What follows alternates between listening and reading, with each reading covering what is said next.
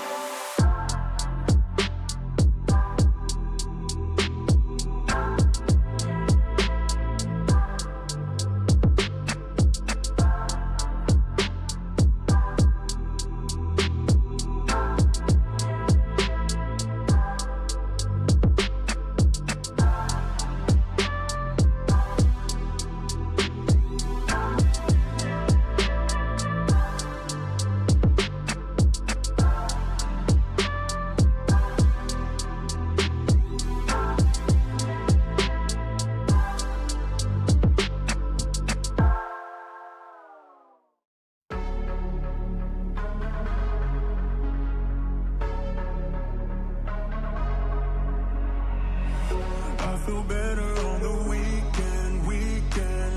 Give my life a better meaning. Let me stay where I'm in phase. I feel better on the weekend. I feel better on the weekend. Give my life a better meaning. Let me stay where I'm in phase. I feel better on the weekend.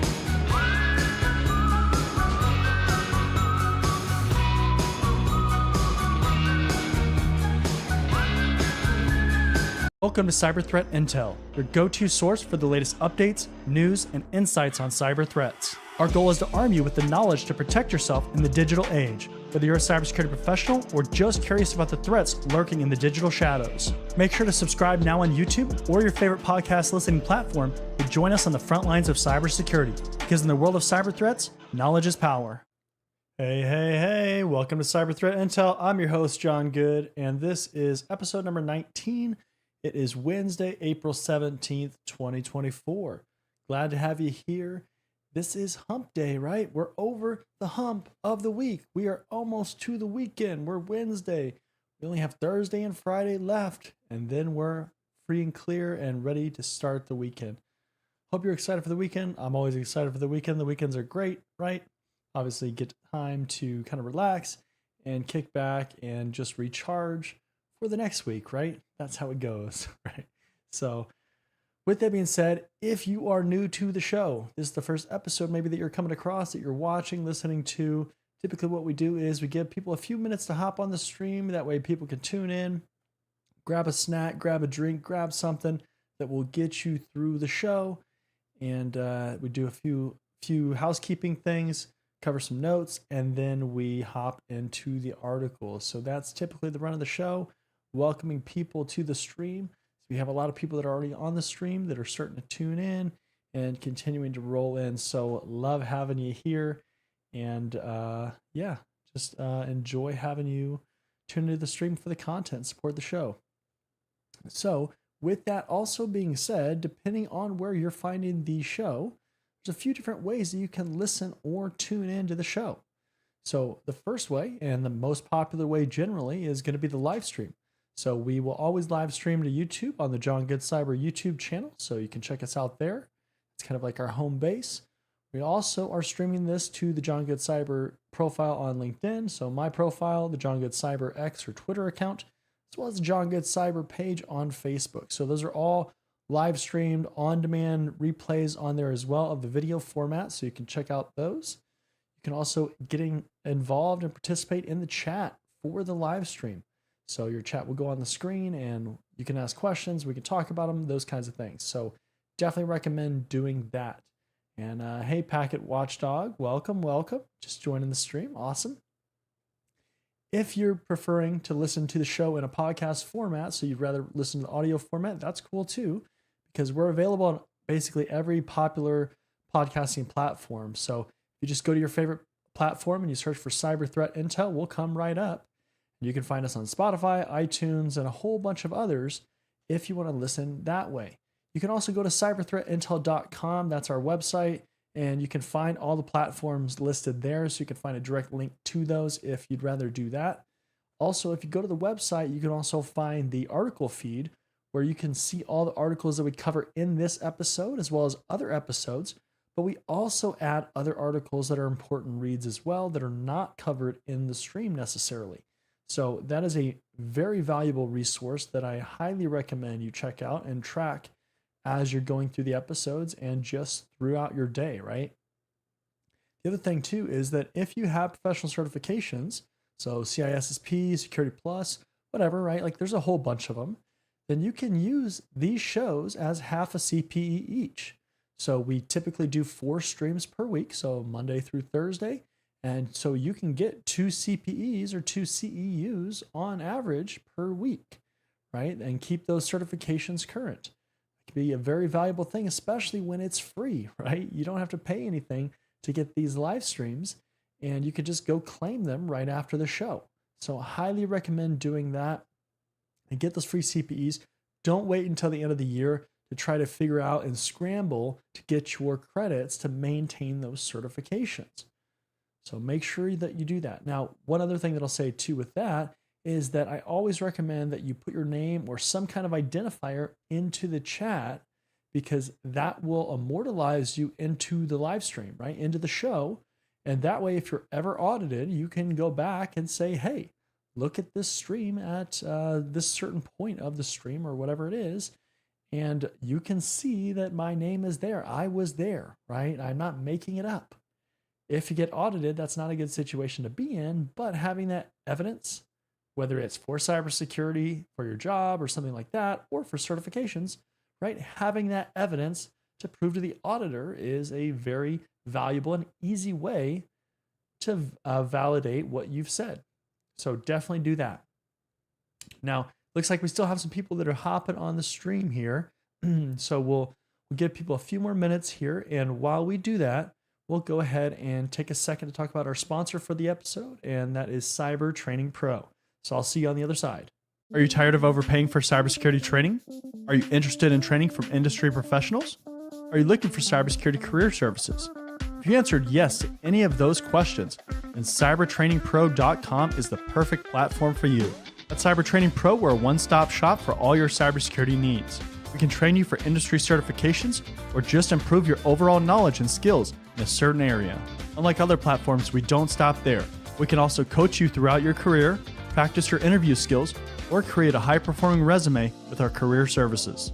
CybertrainingPro.com isn't just another training platform. Students get exclusive access to our private community where we go beyond training courses to provide additional content, tips and tricks, and engagement with both other students and staff. Look, by the year 2025, there could be as many as 3.5 million job openings in cybersecurity. With so much opportunity, why not maximize your career potential with a platform that cares about your success? Come join us at cybertrainingpro.com and start building your future today. All right, thanks to Cyber Training Pro. We love our sponsors here on Cyber Threat Intel, and we love the fact they support what we're doing. They support the show, the content that we're making, and guess what? Sponsors help us to provide the content and everything that we do for free to you as the end user. So as that consumer that is needing this information, that helps us do that for free, which makes it so much easier for everybody else, right? And so we love our sponsors, and we highly recommend that you celebrate our sponsors and tell them that you love them too and what they're doing to help keep that content available for you. Now, with that being said, if you're a business or a company and you're looking to sponsor content, make sure to check out the description because there is more information about how you can kick that conversation off and start those conversations so that you can actually sponsor content and support what we do and help us get this content further and this show further. So definitely check that out if you're a business. And also make sure that you grab your Cyber Threat Intel merch. So I'm just showing on the screen here our mug, but there's a whole bunch of different designs on there. You can find the link in the description for all that merch as well. But definitely grab your merch so you can support the content, support the show as well, right? So good stuff, good stuff. All right, so with that being said, we're going to go ahead and switch over to my screen here, and we're going to hop into the first article. Ladies and gentlemen, please take your seats. The show is about to begin. All right. So first article here, cryptojacker arrested, charged for defrauding cloud providers of $3.5 million. U.S. Department of Justice on Monday announced the arrest and indictment of an Omaha, Nebraska resident who allegedly ran a large-scale cryptojacking operation. According to the indictment, so there's a PDF for it, the individual Charles O. Parks III, known under the online moniker of CP3O, registered multiple accounts with two cloud providers to access cloud computing resources he used for mining cryptocurrency. The defendant allegedly created numerous fake identities, it says. The indictment alleges that Parks did not pay for the cloud computing resources which he used to mine for virtual currencies such as Ether, Litecoin, and Monero. According to the indictment, he also convinced the cloud providers to offer elevated levels of cloud computing services such as GPUs and use tools to maximize the cloud computing power. To hide the fraud, he converted and laundered the proceeds through various means. Park allegedly acquired over $970,000 in cryptocurrency while running the scheme from January 2021 to August 2021. Proceeds were used to make extravagant purchases, including a Mercedes-Benz luxury car, jewelry, and travel expenses. So he was living the life, right? So this is one of those interesting things, especially with the financial world or where you take payments or anything like that, right? It's how does that whole process work? A lot of times when you're dealing with businesses, so if you're selling services, a lot of businesses don't tend to pay in the same way that we as consumers pay, right? So, for instance, if you go to a retail store and let's just say you want to buy groceries or something like that, right? You're going to pay that retailer, that vendor, or that company whatever you're purchasing, right? Companies don't tend to do that. Companies tend to do things like it's called net 30 or net 60 or net 90.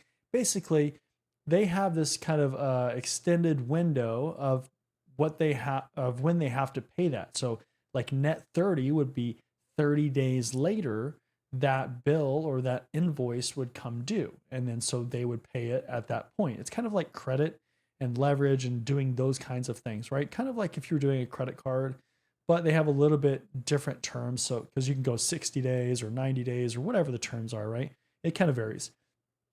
So with this, being a cloud provider, certainly there are some differences with how cloud billing and everything works, but you have somebody that essentially was able to rack up massive amounts of charges, and we know that can happen in the cloud, right? You can relatively quickly rack up some pretty decent charges if you're using quite a bit of resources because it's on demand, right? Pay for what you use. And what did it say? $970,000 is what he was able to allegedly acquired over $970,000 in cryptocurrency. Yeah. So, I mean, he's just racking up these massive bills, this $3.5 million, right? Didn't pay any of it, was able to launder that money and kind of run off with it essentially. So, one of the things that this makes me think of is as this person is racking up these massive charges, a lot of times institutions or companies will have these fail-safe measures in place, right? Just like in cybersecurity in general. So if you are a new customer, for example, and you pass or you're exceeding or you're coming close to a certain threshold, you might get prevented from going past that, or you might have to do additional verifications or things like that, right?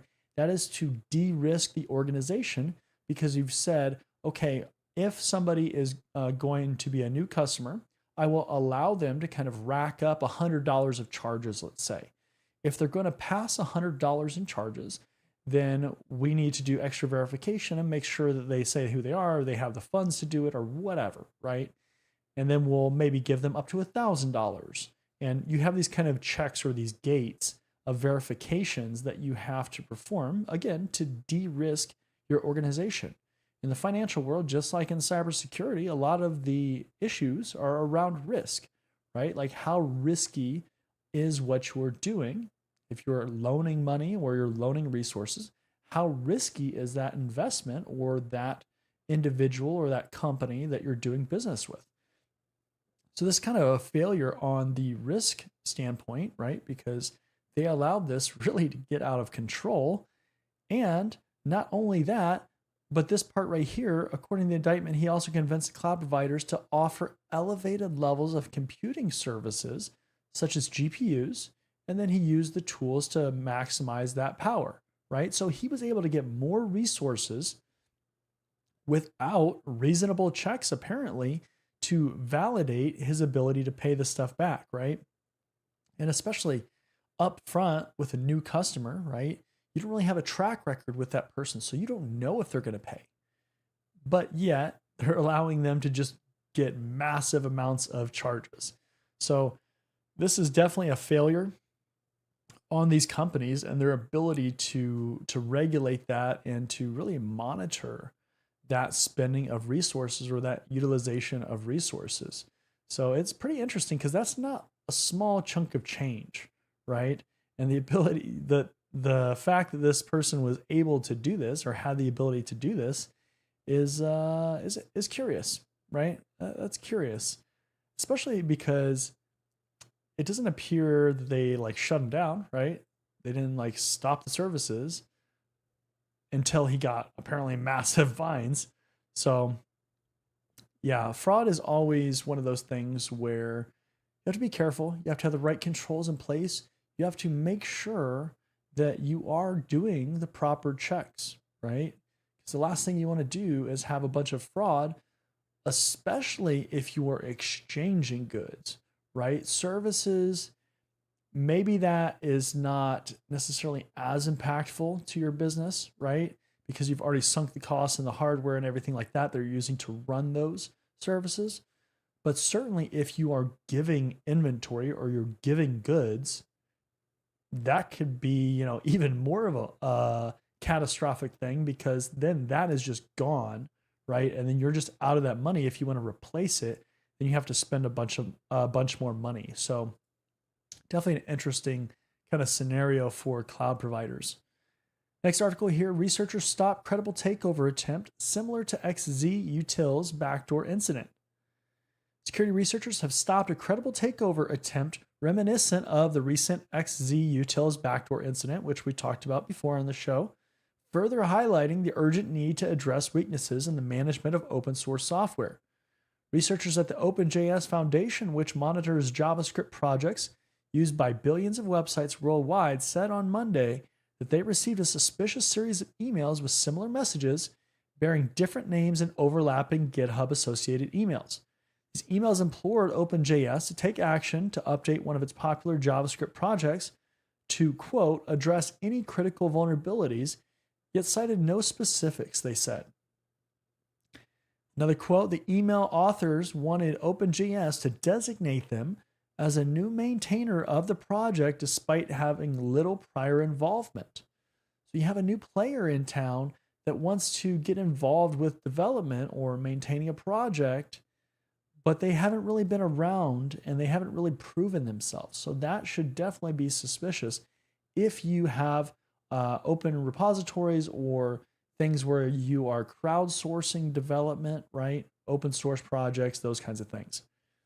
Jen and Asartanem, I'm not sure if that's how you say it, that's probably not right, said none of the people who contacted OpenJS were given privileged access to the OpenJS hosted project, which has security policies in place, including those outlined by the Foundation's security working group, right? So they had some controls in place that most likely validated that need for access or that need to be added as a maintainer, and that was clearly rejected, or at least based on what they're saying, right?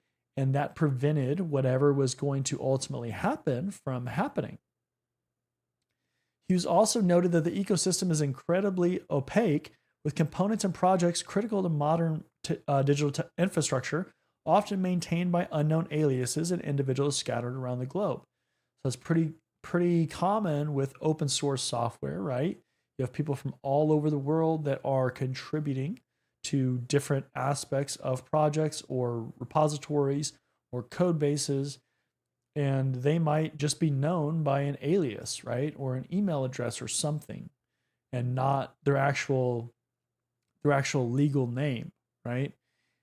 This quote says, this makes the entire ecosystem vulnerable to malicious actors preying on these realities and taking advantage of overwhelmed maintainers, with a community making demands of them with no actual compensation in exchange for their hard work and commitment to maintaining code that the world depends on, he said. So remember, with open source projects, you are crowdsourcing that effort to people around the world, right? Or in certain countries or whatever the case is, and you're not typically paying them, right? They are doing it kind of out of the goodness of their heart, or because they have a vested interest in whatever it is, right? And so sometimes you do have people that are maintaining code that are kind of just overwhelmed with what needs to happen, right? Either you're getting a lot of requests for updates, there's just a lot that has to be updated, right? Like there's a lot of bugs and things that have to be fixed. All of those things can contribute to people who are maintaining code bases, so open source or not, but that can overwhelm people, right? It's just like if you're working at a security operations center and you have a massive amount of tickets, well, that eventually is going to be overwhelming. And so that is why in a SOC, for example, you see constant tuning of alerts. You see constant tuning of tools and technologies, because the last thing that you want to do is have a massive amount of alerts that really don't mean a lot or that are just very routine, or they don't need to generate that many of alerts, because if they do, they just start overwhelming people, right? Very common thing, especially in technology jobs, is balancing that tuning of alerts and issues and bugs and all that kind of stuff, but balancing that with the actual staff and what their capabilities are, and preventing that kind of burnout mentality or getting overwhelmed, that overwhelmed stage, because then things just really start to kind of cascade or have a domino effect from there, where things just get worse and worse and worse because you just can't keep up, right? So always an interesting article about software maintenance and kind of that whole process. But this is definitely worth reading if you're interested in application security for sure. Next article here, widely used PuTTY SSH client found vulnerable to key recovery attack. Maintenance of the PuTTY Secure Shell SSH and Telnet client are alerting users on a critical vulnerability impacting versions from 0.68 through 0.8 that could be exploited to achieve full recovery of NIST P521 SHA-2 algorithm, it looks like, private keys.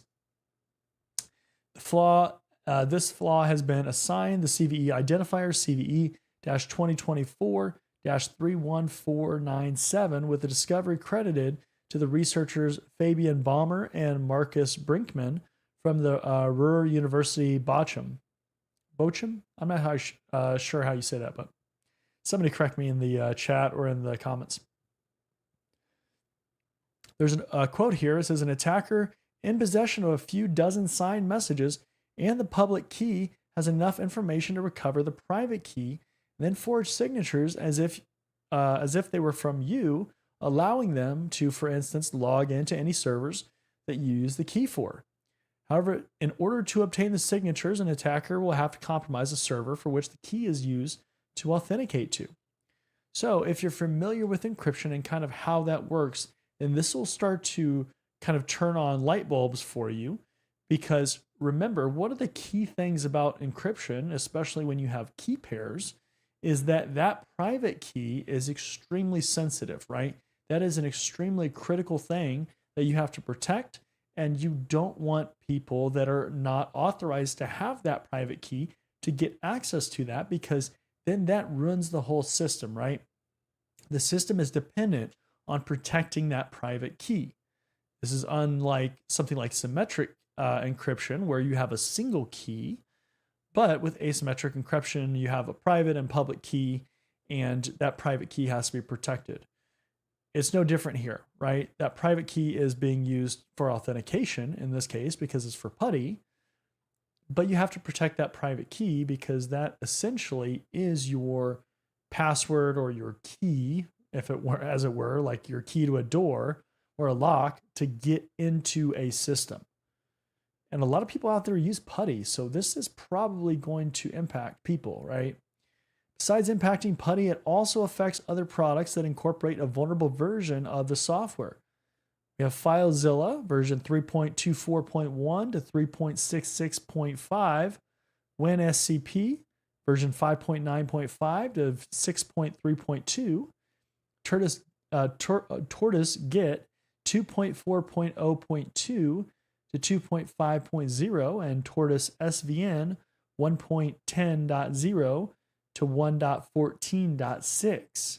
So there's a few other pieces of software that are also affected by this. So if that applies to you, make sure that you take the appropriate actions. Maybe even look at switching to a different terminal program, such as Secure CRT or something like that, and use that instead, maybe, right? I know PuTTY is widely popular because it is free and it's a quick, easy emulator to use. So, leaky CLI flaw exposes AWS and Google Cloud credentials.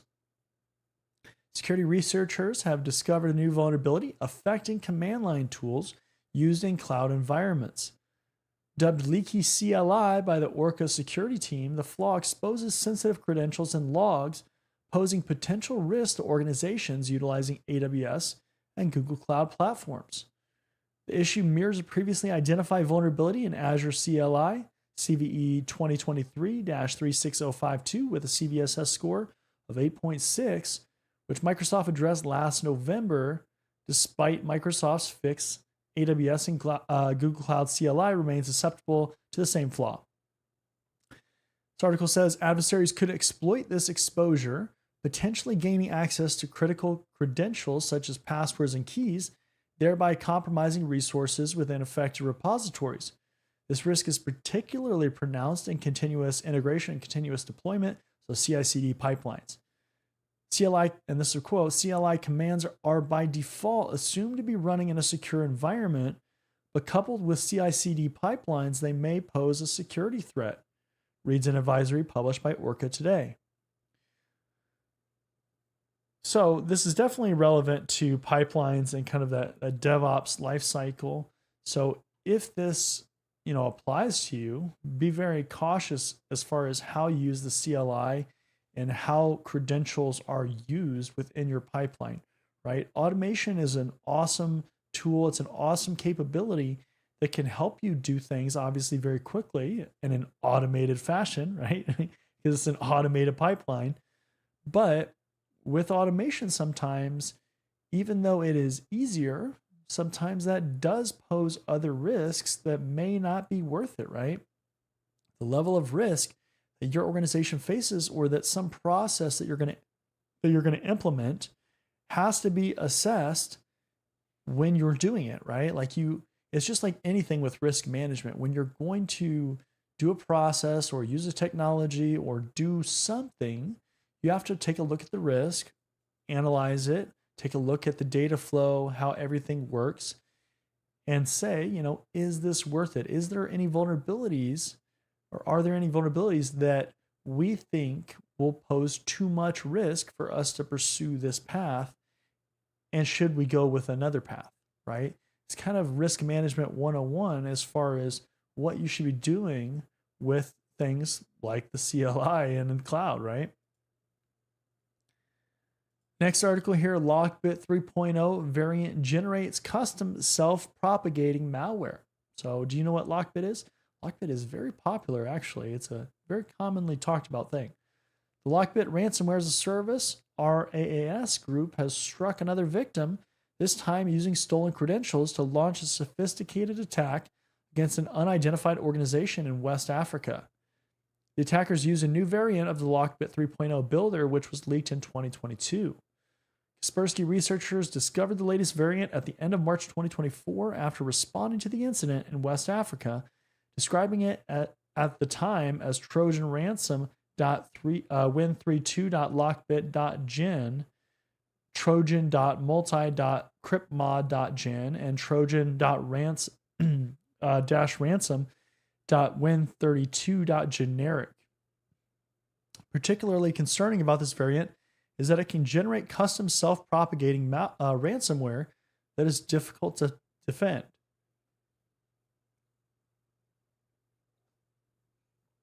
So malware is getting pretty sophisticated, especially with ransomware, right? We're seeing ransomware as a service. We're seeing just the ability to lease malware or have these malware as a service kind of things. And that is something that's happened over the last few years, right? We've really started to see that pop up as a kind of a viable business situation, I guess you could say, for some of these groups. According to Kaspersky, the customized ransomware performed various malicious actions, including disabling Windows Defender, that's bad, encrypting network shares, and deleting Windows event logs to avoid discovery of its actions. No! All really bad things, right? Really bad from a security perspective. The researchers discovered that the variant can also direct attacks on select systems and infect specific .docx, so Windows documents, or .xlsx files, so when Excel files. We see that a lot too with Windows documents or Windows Microsoft Office files.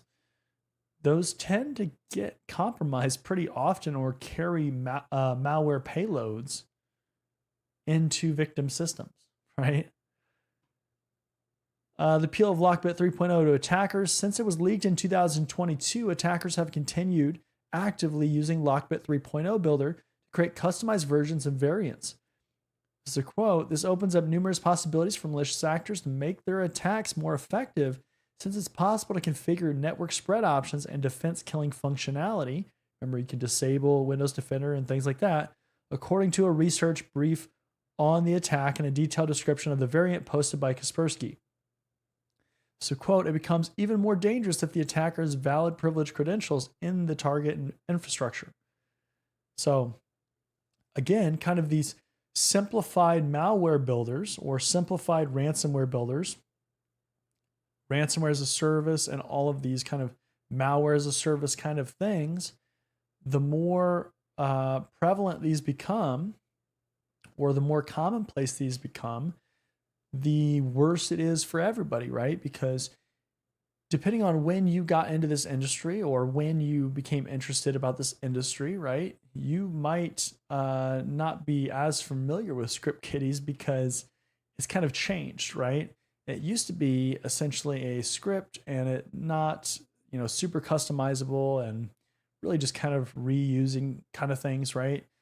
This is literally, you can take kind of the shell of something and you can customize it to your liking. That's way more dangerous, right? Because that makes it a little bit more difficult to defend. It makes things more customized, different across different attacking groups or attackers. It's kind of like a more powerful script kiddie ability, right? And so that is quite dangerous. Script kiddies in general are pretty dangerous because they don't always know what they're doing. And then they launch something and they, if they're malicious, they don't really care, but they might, take down different systems or things that they didn't necessarily intend to take down, but it just happened, right? And they just kind of keep going on with their day. So Lockbit is always interesting to talk about. Next article here, Cisco hacker breached multi-factor authentication message provider on April 1st. Did you hear about this one? This one's actually been in the news quite a bit. Cisco said that one of the providers it uses to send multi-factor authentication MFA messages was breached by a threat actor on April 1st. In emails to customers, Cisco said the incident specifically affected Duo, a multi-factor authentication company it acquired in 2018. The attacker breached the system of a telephony supplier that Duo uses to send MFA messages through text and phone calls to its customers. There's a quote here, "It's our understanding from the provider that a threat actor gained access to the provider's internal systems on April 1st, 2024, using a provider employee's credentials that the threat actor illicitly obtained through a phishing attack and used that access to download a set of MFA SMS message logs pertaining to your Duo account," Cisco's data privacy and incident response team explained. So see this with a lot of attacks. Again, we've talked about this even on this show, but a lot of attacks start with unsophisticated measures or relatively simple attack vectors, right? A phishing email, some kind of phishing attack, right? Something relatively basic, right?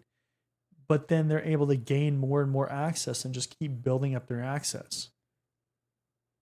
More specifically, the threat actor downloaded message logs for SMS messages that were sent to certain users under your Duo account between March 1st, 2024, March 31st, 2024. The hacker behind the scenes did not download any of the contents of the messages or use their access to the company's systems to send any messages, Cisco said. So that could certainly be an interesting scenario, right? If you as Duo or some company, you're able to send messages to customers because you, as an attacker, you infect a company and then you're able to utilize those systems. So that is certainly an alarming kind of situation, right? Because it's kind of that inherited trust, right? Like I trust Duo, for instance, and then Duo all of a sudden sends me this message. But I recognize that that is coming directly from Duo, right? It's kind of like SolarWinds when they got breached and these supply chain attacks, right? Supply chain attacks and vendor risk, those never go away, right? Those are always present in every organization. So Duo has more than 40,000 customers and offers its services to state and federal government agencies, as well as school districts and universities. Some of its more high profile customers include Lyft, Yelp, Box, and AmeriGas. Right? So 40,000 customers. They are pretty well known as far as multi-factor authentication. And if you haven't ever heard of them, certainly go check them out, right? But anything with multi-factor authentication, whenever that gets compromised, that is quite alarming, right? Because we have all of these measures and recommendations and best practices. It's always, hey, make sure you enable multi-factor authentication, right? Two-factor authentication. Make sure that is enabled, right? But then the multi-factor authentication provider is then breached, right? That kind of compromises the whole system essentially, right? Something to think about. So definitely not great, right? So, all right. So, Ryan Merkley on LinkedIn says, don't want to check them out now. I mean, you should always check out the companies that get breached or that have issues or just that are popular, right? And constantly covered in the news or constantly showing up places, because it's good to know about the different vendors out there, the different technologies, the different issues that are out there, because a lot of this stuff you can learn from it, right? You can learn what not to do. You can learn how to do things better. You can learn from experience, right? Not necessarily your own experience, but you can learn from the experience of others and leverage that information to then make better decisions going into the future. That's one of the things that you should not stray away from, is just because you personally don't experience something doesn't mean that you can't gain value from that knowledge or from that information, from that experience, and put that into play or into use in your own career, right? That is, sometimes that's a misconception with people that are newer to the industry, is that, if they don't personally experience it, then there is no value to be gained. And that's not a good strategy, because you want to gain as much information as you can. You can't experience everything, right? So you're not going to see every possible scenario in your career. You're going to see a lot of different scenarios, but there's going to always be things that you didn't experience because of the industry that you were in, the job that you were in, the company that you were in, whatever, right? Like the level of job that you were in. All of those things are going to impact ultimately what experiences that you face in your career and the kind of information that you can leverage with that. So I would definitely recommend checking out Duo and checking out a little bit more into this, because multi-factor authentication is a pretty big deal in today's world, especially for cybersecurity, right? When we constantly are pushing people to enable multi-factor authentication or two-factor authentication. So very, very important. Let's see. Ryan Merkley says, of course, there is no invaluable information in this space, especially for the ethical. The bad actors are always a step ahead. Yep. As cybersecurity professionals, you will always be one step behind, right? It's almost inevitable. It's something you can't avoid, right? We are, in a sense, reactive to things that happen because we are, we have so many things to do, so many attacks and techniques and everything to be aware of, that attackers only have to be right once. We've got to try to be right every time. So it's a tough struggle on the defensive side, right? Or on the good guy side, good guy or good gal side, because again, we've always got to be right. So it is definitely a challenge.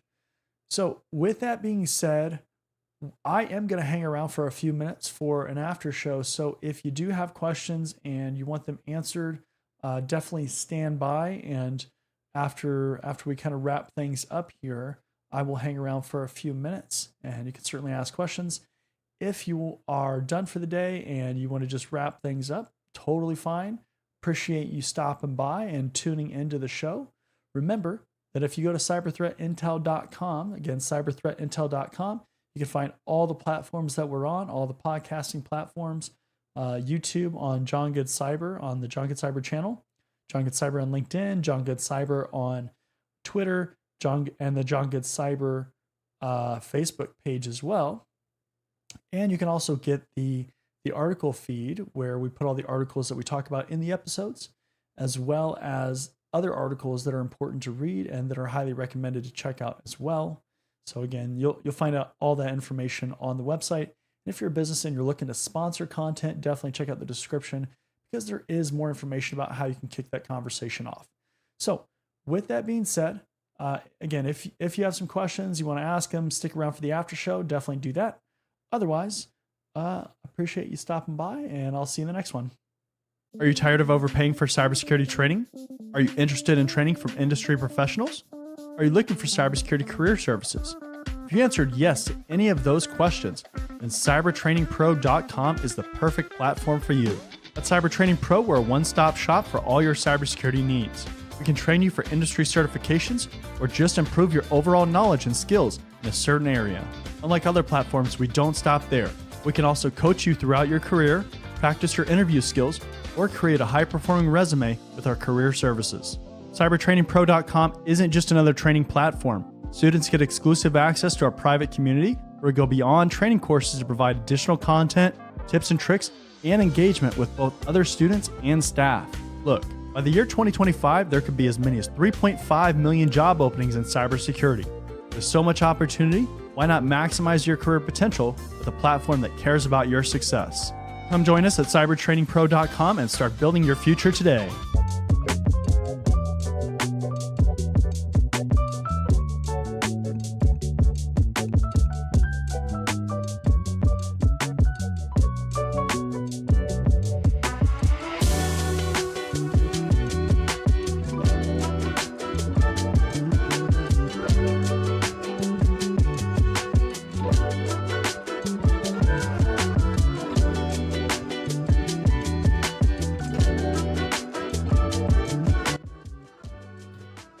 Hey, how's it going?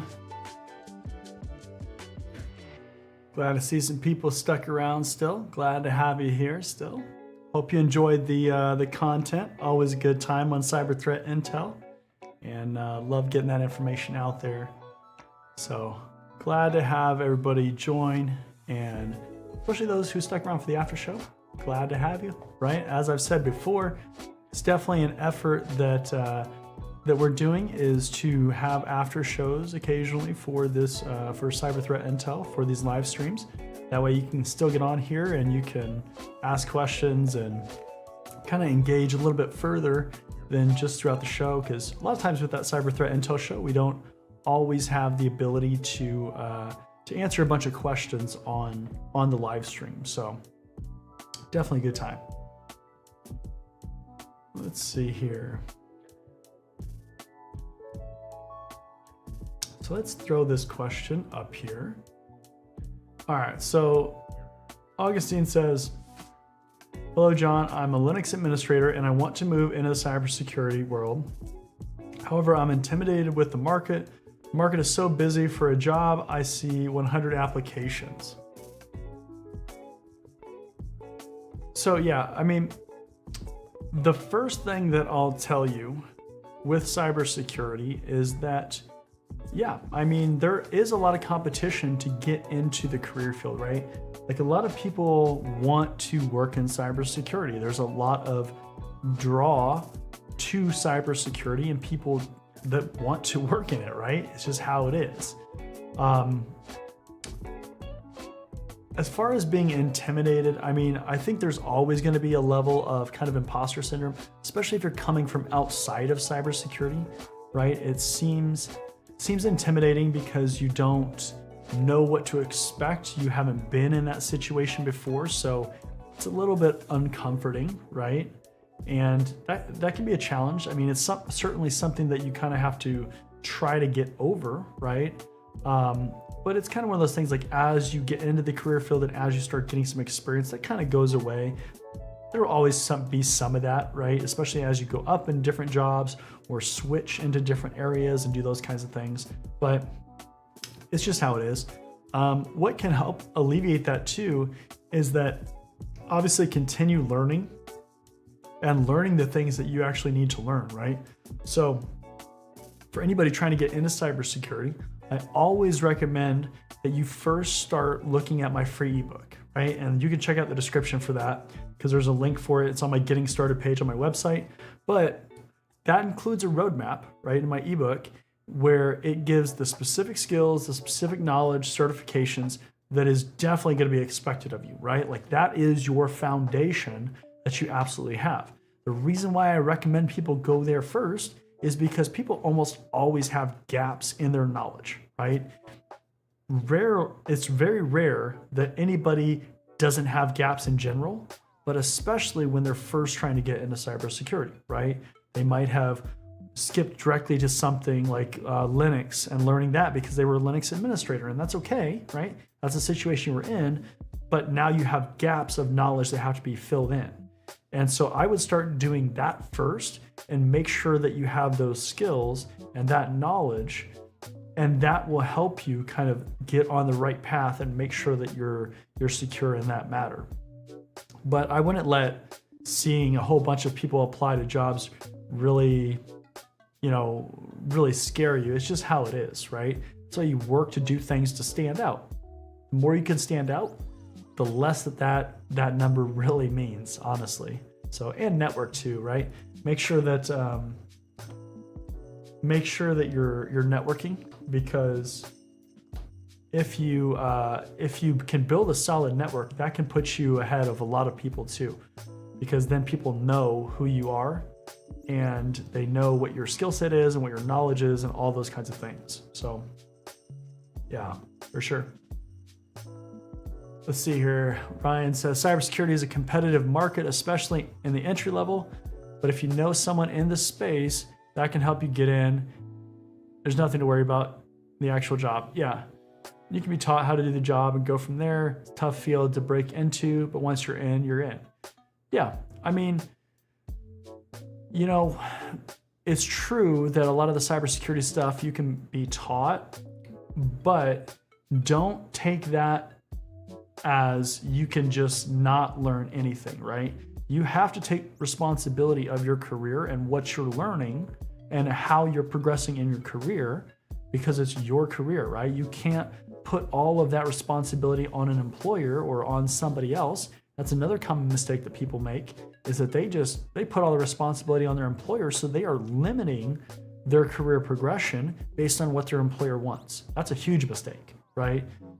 Take the responsibility of your career, and if you have an employer that supports it, then great, right? That's very helpful. But, it's your career, right? So you're going to have employers sometimes that don't support it. You're going to have employers that support it some. You're going to have employers that support it a lot, right? It varies, right? And you can't always predict which one you're going to find, but what you can predict is that you personally are going to support your own career, and you're going to take responsibility for it and do the things that you need to do in order to get there. It's a little tough love, but that is a huge mistake that people make. It's just putting all that responsibility on their company or somebody else, right? Ryan says, I worked 4 years as a security programmer for Honor Health. Graduated. Let's put this here. Let's see here. My screen just went down. Worked 4 years as a security programmer for Honor Health, graduated with my BS in cybersecurity, and went 14 months without landing a job in cybersecurity. Took me having to accept a help desk job at Banner Health and have them help me transfer to cybersecurity. It was tough. Yeah, and I mean that can help happen too, where you have to find an alternate path, right? You have to do something maybe that you don't want to do in order to get there. But these are a lot of decisions that you'll have to make throughout your career, and you just have to think them through and make sure that you're making the best decision, right? Sometimes there are decisions or opportunities that will present themselves to you that are not always the best, right? They may seem good, but they're not the best. And you want to avoid those ones that are going to hurt you or present setbacks to you because they aren't helpful, but very situationally dependent. Let's see here. Yep, Augustine, no problem. Glad you guys like the idea of the free ebook. Yeah, I've had the ebook for a long time, so I've pretty much the whole time I've been creating content, I've had the ebook, and it's evolved over time. It continues to evolve because it has a lot of information in there that is, frequently asked, and it's a good way to get that information and distribute that information to different people, right? Ryan says there's so many different tools and softwares in cybersecurity that jobs want people to have experience with specific tools. Let me put this up here. Let's see here. Let's put this on the screen. Let's see how much of it shows. It didn't show the whole thing. All right. Okay, it says there are so many different tools and softwares in cybersecurity that jobs want people to have experience with specific tools. What advice would you give to someone new to cybersecurity that wants to get some entry-level application experience, anything free? I mean, there's a lot of free tools out there, a lot of open source tools out there. Just Google it, right? There's so many out there, like a lot. Like people ask for like specific tools or like, what are the top 2 tools or something like that. And that's before you realize that there are like hundreds or thousands of tools out there that exist that could help you. Now, I have videos on the channel about different tools and different projects that you can do, and I would definitely check those out. So Splunk, Nessus, there's several projects and tools that I have on this channel, on the John Good Cyber YouTube channel. And if you watch those will walk you through how to do certain things with those tools. Go beyond the videos though, right? Don't just do what's in the videos. Do other things, experiment with those tools, try to think of different scenarios with those tools, and that will start to give you some experience. Typically with tools, it's about getting experience in the category of tool, not necessarily a specific tool, right? If a company wants specific tool experience, first of all, that's typically going to mean they want actual real world experience with that tool. So in the actual job, right? That's just because they need that specific tool, maybe to implement it or something like that. But usually if you have experience with a category of tool, then you'll be good because you'll understand how those work and you can kind of figure out new tools. But definitely doing that will start to get you some experience.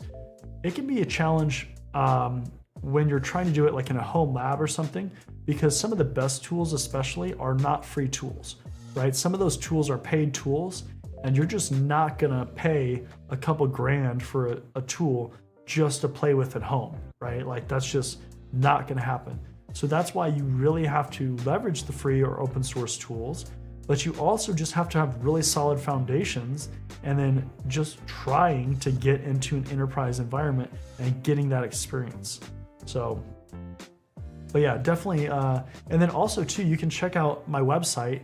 There's a resources page and there's a whole bunch of different resources in there as well as different tools and things that you can also check out too. So those 2 resources, right? The YouTube channel, John Good Cyber YouTube channel with the different projects that I have on there, and the johngood.com website, the resources page. Check out the different tools that I've listed in there too.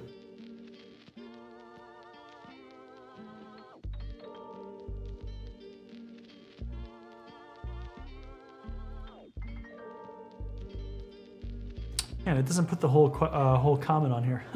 Cuts it off after a certain amount. It says, my 1 cent, get your fundamentals right from the go. Pick a tool in the market and get certified in it. That usually gets a lot of people into the room, and you should, of course, continue learning. Yeah, I mean, getting certified in a tool can be helpful, right?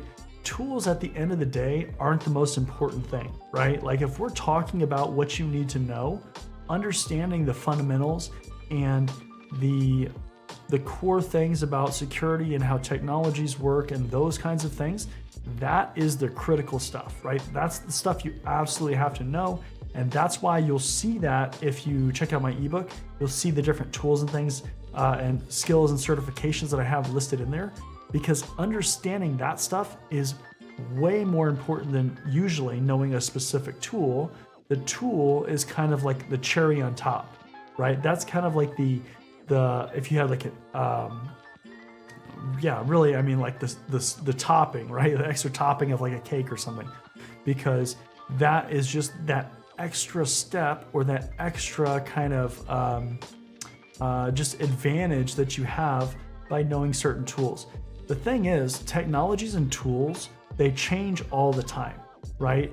Just because you learn one tool today does not mean that's the tool that you're going to use in a company, or that is the tool that you're going to use in the future, maybe in a year or something like that, right? So the tools are not always the most important thing, but certainly that can be a helpful thing in your career, right? But yeah, continuing to learn, that is always important, right? That will never go away. You'll always have to learn new things. Again, tools and technologies, they change over time. A lot of times the fundamentals, the core concepts, that's why it's so important to know that stuff, because that stuff doesn't change as frequently as the technology does. Technology changes, you got to learn a new GUI or just a new interface or, you know, new options, you know, that changes way more frequently than the core fundamental information does. And then if you change companies, right, and you know one tool, that doesn't always translate to the other company, right? Unless you know the core concepts and the core fundamentals, you know, you're going to kind of be lost. So that's really important.